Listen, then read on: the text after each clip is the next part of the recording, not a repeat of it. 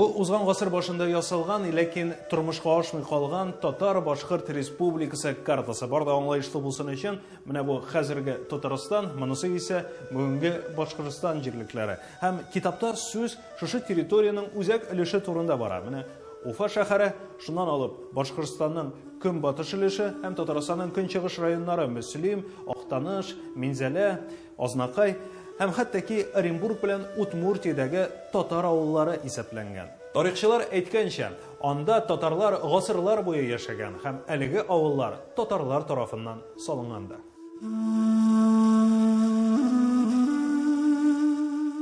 Тарихи Уфа йөзе, ягъни Уфа провинциясы җирлеге шактый зур булган. Аның әһәмияте дә Башкортстанда яшәүче татарларның тамырын күрсәтү һәм күрше республикадагы кайбер галимнәрнең фикерләрен фаш итү. Ни рәвешле?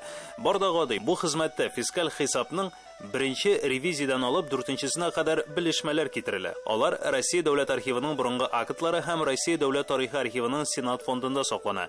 Ә Башкортстан галимнәре исә бүген татарларның башкорт сословиесенә кирип китүен күрсәткән 5-нче, 6-нчы, 9-нчы ревизияга таяна һәм шуның белән татарны башкорт дип атый. 1722 елдан алып, һәм анда без күрәбез инде менә хәзерге Татарстан җире, хәзерге Башкортстан җирендәге халыкларны алган битен бу хезмәт. Анда теге ясашный татарлар күп яшәгәнен күрәбез, служилый татарлар, служилый мещерики. 1782 елда һәм алга таба инде алар башкорт булып, типтәр булып, башка сословиедә торганнар.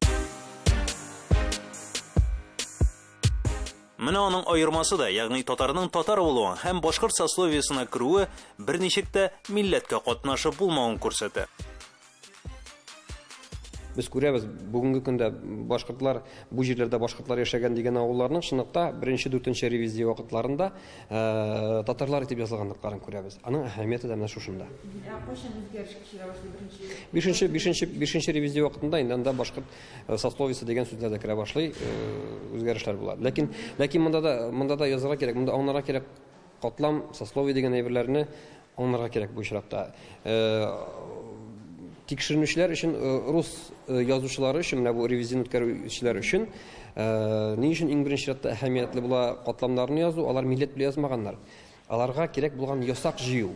Ясак җыер өчен син белергә тиеш, бу менә бунда яшәгән кеше нинди кеше, ясаклымы син, ясак түләргә тиешме, или син бу ясактан азат ителгән башкорт катламына кертелгән кешеме? Һәм менә Уфа йөзе татарлары китабын Башкортстан белән чиктәш район Актанышта тәкъдим иттеләр. Борын-борыннан фильмда да күрдегез сез аны. 40 елда безгә МТС ул беренчеләрдән булып Ленин орденына ия булган. Ни өчен Актанышта? Чөнки сүз Татарстанның көнчыгыш районнары Актаныш, Мөслим, Сорман, Бөгелмә турында бара. Безнең тарихыбыз әйткәнемчә инде бай, искиткеч зур тарихыбыз, безгә бернинди фальсификациялар кирәкми. Ул булай да улы горурлыкка лаеклы тарихыбыз. Шуңа күрә әгәр дә без чын тарихыбызны кайтара алабыз икән, менә бу чыганакларга нигезләнеп, моннан да артык бер нәрсә дә эшләргә кирәкми. Чөнки тарих үзе өчен үзе сөйли. Башкортстан татарлары, аеруча зыялылар, бу китапны шатланып кабул итте. Бу соңгы гасырда татар халкының тарихы өчен, татар авылларын татар итеп калдыру өчен булган эштә иң зур эш Башкортстанда бүгенге көндә чын башкорт авыллары бик аз. Менә әле без моны ныклап моның белән шөгыльләнмәдек. Чөнки безгә менә татарларга аңлату кирәк әле моны. Әлеге хезмәт аеруча быел узачак җанисәп өчен мөһим әлеге китапны алга таба төбәк тарихын өйрәнүчеләр корал буларак куллана алачак диләр. Минем авыл үзем Чакмаш авылы. Авыл битендә анда әйткәннәр, аны теге служилый мишәри дип основали дип әйткәннәр битендә. Шуннан соң аны карыйсың, аны ничек үскән ул. Вот. Аннан соң 19-нчы гасырда күбесе башкортка әйләнгән, башкорт дип язылган. Менә шуларның шундый менә ниләр бар ул. Ничек үскән, шуларны барсын да белеп була. Ул